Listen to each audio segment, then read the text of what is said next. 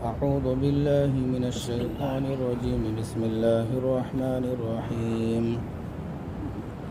وإذ أسر النبي إلى بعض أزواجه حديثا فلما نبأت به وأظهره الله عليه عرف بعضه وأعرض عن بعض فلما نبأها به قالت من أنبأك هذا قال نبأني العليم الخبير إن تتوبا إلى الله فقد صغت قلوبكما وإن تظاهرا عليه فإن الله هو مولاه وجبريل وصالح المؤمنين والملائكة بعد ذلك ظهير عسى ربه إن طلقكن أن يبدله أزواجا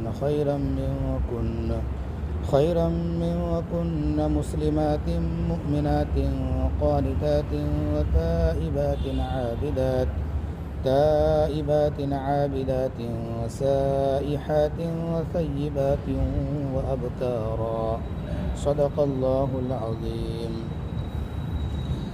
اللہ رب العزت کا بے انتہا فضل و کرم، بڑا احسان ہوا کہ اللہ رب العزت نے ہم سب کو ایک اہم فریضہ عشاء کی نماز جماعت کے ساتھ ادا کرنے کی توفیق عطا فرمائی، اور اسی طریقے سے اللہ رب العزت نے ہم سب کو تھوڑی دیر بیٹھ کر قرآن مجید کی مختصر تفسیر سننے کا موقع نصیب فرمایا. جن آیتوں کی تلاوت کی گئی ہے یہ سورۃ التحریم کی آیتیں ہیں. سورۃ التحریم کی ابتدا کل ہوئی تھی. بتایا گیا تھا کہ آپ علیہ الصلاۃ والسلام نے اللہ کے حلال کردہ چیز کو اپنے اوپر حرام کر دیا، تو اللہ رب العزت نے جو ہے اس معاملے کے اندر رسول اللہ صلی اللہ علیہ وسلم کو متنبہ فرمایا کہ ایسا نہ کریں. اور جیسا کہ بتایا گیا تھا شہد کے تعلق سے کہ اللہ کے رسول نے شہد کو اپنے لیے حرام کر دیا تھا، تو اللہ نے فرمایا کہ قسم کو توڑ دو، اور جو ہے کفارے کو بھی اللہ کے رسول نے ادا کیا. پھر آگے اللہ رب العزت ارشاد فرماتے ہیں وَإِذْ أَسَرَّ النَّبِيُّ إِلَى بَعْضِ أَزْوَاجِهِ حَدِيثًا، اور اس وقت کو یاد کرو جب پیغمبر نبی محمد صلی اللہ علیہ وسلم نے اپنی بعض بیویوں کو راز کی باتیں بتائی. فلما نبأت به، پھر اس نے اس کو دوسرے کے سامنے ظاہر کر دی. وأظهره الله علیہ، اور اللہ نے پھر اس کو آپ کے اوپر ظاہر کر دیا. عرف بعضه وأعرض عن بعض، آپ نے اس کو بعض باتیں جتلائیں اور بعض سے پیچھے ہٹے رہے اور بعض باتیں نہیں بتلائیں. فلما نبأها به، پس جب آپ نے ان کو وہ باتیں بتائیں تو قالت من انبأك هذا، تو وہ کہنے لگی کہ اس بات کی خبر آپ کو کس نے دی. قال نبأني العلیم الخبیر، آپ علیہ السلام نے فرمایا کہ سب سے زیادہ جاننے والے، سب سے زیادہ خبر رکھنے والے یعنی اللہ نے مجھے اس بات کی اطلاع دی. راز کی باتیں کیا ہیں؟ مفسرین کرام نے کئی واقعات کو ان آیتوں کی تفسیر کے اندر نقل فرمایا ہے. ایک تو راز کی وہ بات ہے جو کل بیان کیا گیا تھا کہ اللہ کے رسول علیہ الصلاۃ والسلام نے حضرت حفصہ نے کہا نا کہ اکلت مغافیر، کیا آپ نے مغافیر کو استعمال کیا؟ تو اللہ کے رسول نے جواب دیا، ساری تفصیل کل آ گئی تھی. تو یہ بھی کہا کہ جو ہے اب میں اس کو اپنے اوپر کیا کرتا ہوں، حرام قرار دیتا ہوں. اور ساتھ میں اللہ کے رسول نے یہ بھی کہا کہ اس بات کا تذکرہ لوگوں میں نہیں کرنا، کیونکہ اگر زینب کو اس بات کا پتہ چل جائے کہ جو ہے میرے شہد کے پلانے کی وجہ سے اللہ کے رسول نے اس چیز کو ترک کر دیا اپنے لیے، تو اس سے جو ہے زینب کو تکلیف ہو سکتی ہے. تو اللہ کے رسول نے جو ہے فرمایا کہ حفصہ اس کا تذکرہ کسی کے سامنے نہ کرنا. ایک تو راز کی بات کے تعلق سے مفسرین کرام نے اس کو نقل فرمایا ہے. اور اسی طریقے سے حضرت ماریہ قبطیہ رضی اللہ تعالیٰ عنہ کے واقعے کو بھی بیان کیا جاتا ہے، معالم التنزیل کے اندر لکھا گیا ہے. اور جو ہے لیکن اکثر مفسرین نے جو ہے شہد والے واقعے کو بیان کیے ہیں. ماریہ قبطیہ کے تعلق سے کیا واقعہ مختصراً یہ ہے کہ حضرت حفصہ رضی اللہ تعالیٰ عنہ آپ کی ازواج مطہرات میں سے ہیں. آپ علیہ الصلاۃ والسلام جو ہے گھر میں تھے اور حضرت حفصہ کی باری کا دن تھا. کسی ضرورت سے کہیں چلی گئی، اللہ کے رسول کی سے اجازت لے کر کہیں چلی گئیں حضرت حفصہ. اللہ کے رسول کی ایک باندی تھی جس کا نام ماریہ قبطیہ ہے، اور ان سے اللہ کے رسول کو ایک بیٹا بھی ہوا اور جن کا نام ابراہیم تھا۔ تو بہرحال ماریہ قبطیہ یہ مقوقس مصر کا جو بادشاہ تھا، اس نے ہدیہ کے طور پر یہ باندی اللہ کے رسول کی خدمت میں پیش کیا۔ وہ کس وقت صلح حدیبیہ کے بعد جو ہے اللہ کے رسول علیہ السلام نے بہت سارے بادشاہوں کو خطوط لکھے، اسلام کی دعوت دینے کے لیے بہت سارے بادشاہوں کو خطوط لکھے۔ ان میں سے مصر کے بادشاہ جس کا نام مقوقس تھا، ان کو بھی جو ہے خط لکھا گیا ایمان قبول کرنے کے لیے۔ انہوں نے جو ہے خط کا احترام کیا لیکن ایمان قبول نہیں کیا۔ جواب میں یہ فرمایا کہ ہم آپ کے لیے تحفے تحائف بھیج رہے ہیں، جس کے بارے میں بتایا جاتا ہے کہ جو ہے بہت ساری چیزیں تحفے میں دی، یہاں تک کہ ایک باندی بتایا جاتا ہے کہ ماریہ قبطیہ کی 2 بہنیں تھیں، دونوں کو جو ہے باندی کی شکل میں جو ہے اللہ کے رسول کے حوالے کیا گیا، خدمت میں کیا گیا۔ تو بہرحال مقوقس جو بادشاہ تھا مصر کا، اس نے ماریہ قبطیہ کو اللہ کے رسول کی خدمت میں ہدیہ کے طور پر دیا۔ اور اس زمانے کے اندر جو ہے باندیوں سے وطی کرنا، استمتاع کرنا اور جو ہے اس سے جمع کرنا جائز تھا۔ ایک تو ہے بیوی جس سے جو ہے نکاح ہوتا ہے، ایجاب و قبول ہوتا ہے، اس سے بھی جو ہے ہم بستری کرنا جائز تھا، اور جو ہے باندی اس سے نکاح کرنا کوئی ضروری نہیں ہے، وہ ملکیت ہوا کرتی تھی، اور باندی سے بھی جو ہے استمتاع کیا تھا، جائز تھا۔ تو حضرت حفصہ گھر میں نہیں تھی، اسی دوران جو ہے ماریہ قبطیہ آ گئی، تو اللہ کے رسول نے جو ہے اس سے استمتاع کیا۔ جب استمتاع کیا اس کے بعد جو ہے اس کو آہٹ محسوس ہو گئی، جتنے میں آئی آہٹ محسوس ہو گئی کہ جو ہے انہوں نے جو ہے اللہ کے رسول نے جو ہے ماریہ قبطیہ کے ساتھ جو ہے استمتاع کیا، تو حضرت حفصہ کہنے لگی کہ میری باری کا دن تھا اور آپ نے جو ہے باندی کے ساتھ، تو اللہ کے رسول نے فرمایا کہ اللہ نے میرے لیے حلال کیا ہے۔ اللہ نے کیا کیا؟ میرے لیے حلال کیا ہے۔ تو بہرحال جو ہے حضرت حفصہ کو خوش کرنے کے لیے اللہ کے رسول نے یہ کہہ دیا کہ دیکھو یہ بات کسی کو بتانا نہیں، آج سے میرے لیے ماریہ قبطیہ کیا ہے، حرام ہے۔ آج سے میرے لیے ماریہ قبطیہ باندی تھی، وہ میرے لیے کیا ہے، حرام ہے۔ بہرحال جو ہے یہ بات بھی راز کی باتوں کے اندر ہے کہ کسی کو بتلانا نہیں۔ اور اسی طریقے سے ایک بات یہ بھی ہے کہ اس موقع پر اللہ کے رسول علیہ السلام نے حضرت حفصہ سے یہ بھی فرمایا کہ دیکھو میرے بعد ابو بکر خلیفہ بنیں گے، اس کے بعد جو ہے تمہارے باپ عمر خلیفہ بنیں گے، اس کو بھی راز میں رکھنا، کسی کو نہیں بتلانا۔ کئی باتیں مفسرین کرام نے نقل فرمایا راز کی باتوں کے اندر، لیکن زیادہ تر مفسرین کرام نے اسی بات کو ترجیح دی ہے جو شہد کے تعلق سے ہے کہ حضرت حفصہ سے یہ فرمایا کہ جو ہے اس کا تذکرہ کسی سے نہیں کرنا۔ اسی کو اللہ رب العزت بیان کر رہے ہیں، وَإِذْ أَسَرَّ النَّبِيُّ إِلَىٰ بَعْضِ أَزْوَاجِهِ حَدِيثًا، اور اس وقت کو یاد کرو جب پیغمبر صلی اللہ علیہ وسلم نے اپنی بعض بیوی کو راز کی باتیں بتائیں۔ راز کی بات حضرت حفصہ کے تعلق سے مفسرین نے لکھا ہے کہ ان سے کہا کہ کسی کے سامنے ظاہر نہیں کرنا۔ لیکن عورت ذات عام طور پر ایسی ہوتی ہے، بات کو ہضم نہیں کرتی ہے اور وہ افشا کر دیتی ہے۔ عام طور پر عورتوں کے اندر یہ عادت ہوتی ہے، اور جو ہے اگر کسی عورت کو یہ کہہ دیا جائے کہ کسی کو نہ کہنا تو وہ جو ہے ضرور دوسروں کو سنا دیتی ہے۔ اور عام طور پر مردوں کے اندر بھی جو ہے باتوں کو ہضم کرنے کی صلاحیت نہیں ہوتی ہے۔ بہرحال اللہ کے رسول نے کہہ دیا کہ اس کو راز ہی میں رکھنا، کسی کو بتلانا نہیں۔ فلما نبأت به، پھر وہ جو ہے دوسرے کے سامنے اس کو ظاہر کر دی۔ کس کے سامنے ظاہر کری؟ مفسرین کرام نے لکھا ہے کہ حضرت عائشہ صدیقہ رضی اللہ تعالیٰ عنہ کے سامنے جا کر ظاہر کر دی، اس بات کو، اس راز کو ظاہر کر دیا کہ جو ہے اللہ کے رسول نے جو ہے شہد کو اپنے لیے حرام قرار دے دیا ہے۔ اور اسی طریقے سے فرمایا گیا کہ جو ہے ماریہ قبطیہ کے پاس اب کبھی نہیں جائیں گے۔ راز کی جو بھی باتیں تھیں حضرت حفصہ نے جو ہے حضرت عائشہ کے سامنے ظاہر کر دیا۔ وَأَظْهَرَهُ اللَّهُ عَلَيْهِ، اور جب حفصہ نے عائشہ کو بتلا دیا تو اللہ نے جو ہے حفصہ کی اس راز کو فاش جو اس نے کی، اللہ نے وحی کے ذریعے محمد عربی صلی اللہ علیہ وسلم کو بتلا دیا کہ آپ نے جس بات کو راز میں رکھنے کے لیے کہا اس نے راز میں نہیں رکھا، اس نے ظاہر کر دیا۔ اس چیز کا علم اللہ نے وحی کے ذریعے آپ کو دے دیا۔ فلما وَأَظْهَرَهُ اللَّهُ فلما نبأت به وَأَظْهَرَهُ اللَّهُ عَلَيْهِ، اور اللہ نے جو ہے اس چیز کو آپ کے اوپر ظاہر کر دیا وحی کے ذریعے کہ اب راز نہیں رہا۔ عرف بعضه وعرض عن بعض، تو آپ اپنی اس بیوی کے پاس گئے یا ان کو بلایا اور ان کے سامنے پورا تذکرہ نہیں کیا کہ جو ہے مجھے وحی کے ذریعے بتلا دیا گیا ہے، بلکہ ابتداءً ایسا جملہ اختیار کیا کہ یہ زیادہ شرمندگی کا احساس بھی نہ کریں۔ فرمایا عرف بعضہ وعارض عن بعض، کہ آپ نے بعض باتوں کا اس کے سامنے تذکرہ کیا اور بعض باتوں کو ٹال دیا۔ بلکہ ہماری زبانوں میں اگر کہا جائے تو یوں کہے ہوں گے اللہ کے رسول علیہ الصلوۃ والسلام کہ وہ بات شاید تم نے کسی کو بتلا دی ہے، جو بات میں نے تم کو راز میں رکھنے کے لیے کہا شاید تم نے وہ بات کسی کو بتلا دی ہو، یا تم نے کچھ بات بتلا دی کیا جو میں نے تم کو راز میں رکھنے کے لیے کہا، یا کسی کو کہا تو نہیں۔ تو گویا کہ ایک طریقے کا یہ اس بات سے یہ ظاہر ہوتا ہے کہ اللہ کے رسول کو جو ہے اس بات کا علم ہو گیا، اور اس سے جو ہے کما حقہ پوری بات اس لیے نہیں بتائے کہ تاکہ زیادہ شرمندگی کا اظہار نہ کریں۔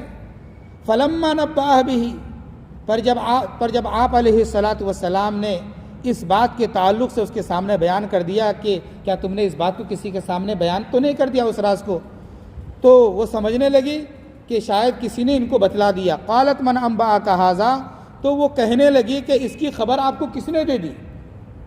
اگر میں نے عائشہ کو بتلایا، مفسرین کرام نے لکھا ہے کہ حضرت عائشہ کو بتلایا تو بتلانے کے وقت یہ بھی حضرت حفصہ نے کہا کہ دیکھو اللہ کے رسول نے کسی سے کہنے سے منع کیا ہے، لیکن پھر بھی میں کیا کر رہی ہوں، سہیلی پن زیادہ ہے ہم دونوں کے درمیان، اس لیے میں تمہارے سامنے اس کا کیا کر رہی ہوں، اظہار کر رہی ہوں۔ اگر وہ بتائی تو صرف حضرت عائشہ کو بتلائی، تو جو ہے وہ چونک گئی حضرت حفصہ، کہنے لگی قالت من انبأک ھذا، کس نے آپ کو اس کی خبر دے دی، کس نے آپ کو اس کی اطلاع دے دی؟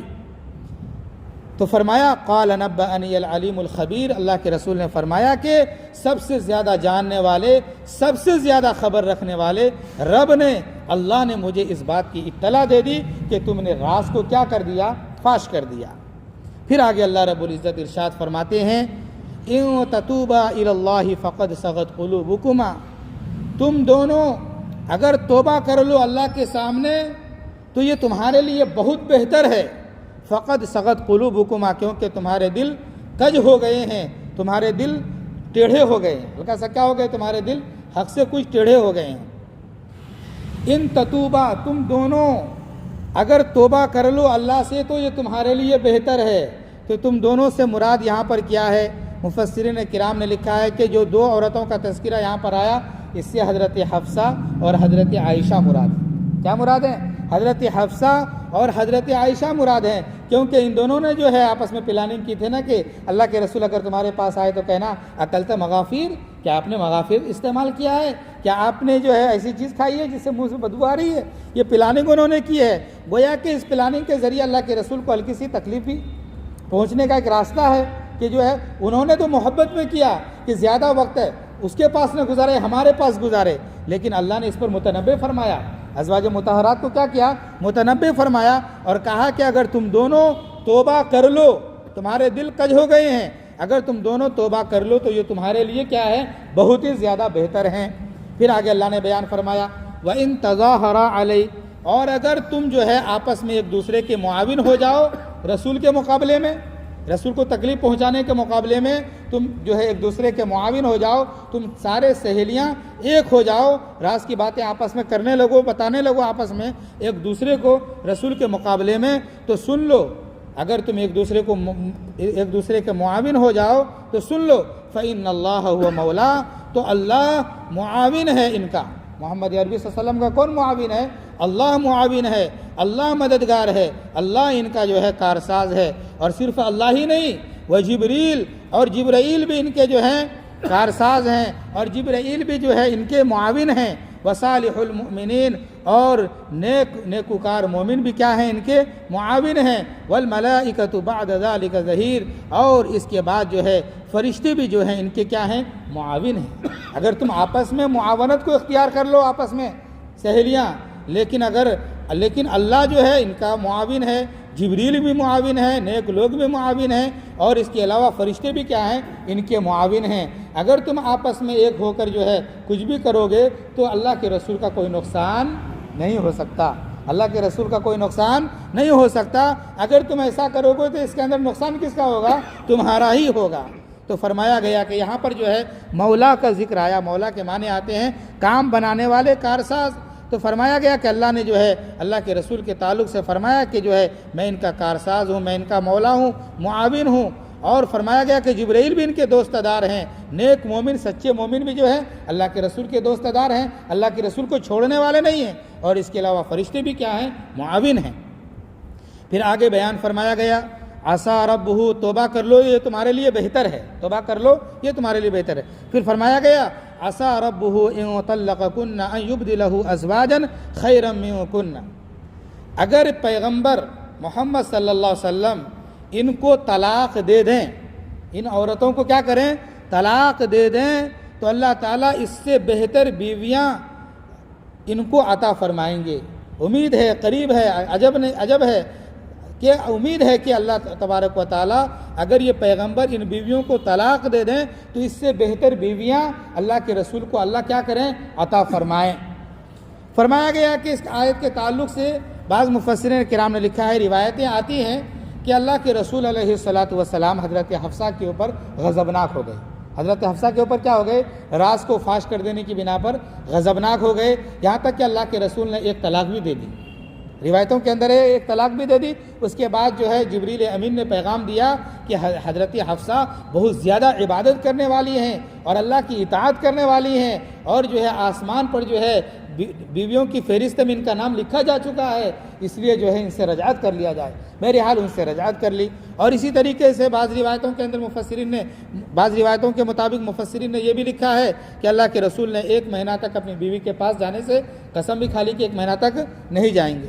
تو بہرحال جو ہے متنبع کیا گیا یہاں پر ازواج مطہرات کو، اور یہ نہیں کہ ازواج مطہرات یہ نہ سوچیں کہ میں سب سے بہترین عورت ہوں، اگر میں نہ رہوں میں سب سے بہترین عورت ہوں۔ اس سے یہ بھی بتلا دیا گیا کہ اگر محمد عربی تم کو طلاق دے دے تو اس سے بہتر بیویاں بھی اللہ ان کو کیا کریں گے؟ عطا فرما دیں گے۔ اس لیے ازواج مطہرات کی وجہ سے اللہ کے رسول کا مقام نہیں ہے، بلکہ اللہ کے رسول کے مقام کی وجہ سے ازواج مطہرات کا رتبہ کیا ہوا ہے؟